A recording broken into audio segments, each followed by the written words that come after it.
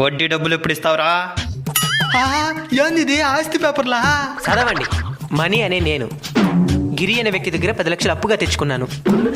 నేను ఆయనకి బాగా కావాల్సిన వాడిని కనుక నాకు జస్ట్ 10 రూపాయల వడ్డీకే డబ్బులు ఇచ్చినాడు. ఇప్పుడు నేను ఆయన టార్చర్ తట్టుకోలేకుండా ఊరేసుకొని చచ్చిపోతున్నాను. నెక్స్ట్ ఇంకా హైలైట్ ఉంటాడు. చదువు కోర్టు వారికి ఇదే నా మనవి. నేను ఏ విధంగా అయితే ఊరేసుకొని చచ్చిపోయానో ఆయన కూడా అదే విధంగా ఊరేసంపేయండి. నేను డబ్బుల కోసం వచ్చినాను అనుకున్నావు కదా? కాదు, ఎట్టుండవో చూసి పోదామని వచ్చినా. చూసినావు కదా, బయలుదేరు. ఎందుకంటే ఆయన ఈ విధంగా చేస్తున్నారు? 10 రూపాయల వడ్డీ కట్టేంత స్తోమతేమనుకుంటే అప్పు తీసుకోవాల్సినంత పరిస్థితి ఎందుకు ఏర్పడుతుందో చెప్పు. పరిస్థితులు బాగాలేక డబ్బు అప్పుగా తెచ్చుకుంటాం. ఈ డబ్బుతో ఆ పరిస్థితుల్ని బాగు చేద్దాం అనుకుంటాం. కానీ ఈలోపే ఈ అప్పే పెను ప్రమాదంగా మారిపోతా ఉంది. ఒకటి డబ్బు కట్టేంత సమయమైనా ఇవ్వాలి, లేదా వడ్డీ డబ్బులైనా తగ్గించాలి. ఇలాంటి వారి టార్చర్ వల్ల ఎంతమంది చనిపోతున్నారో తెలుసా?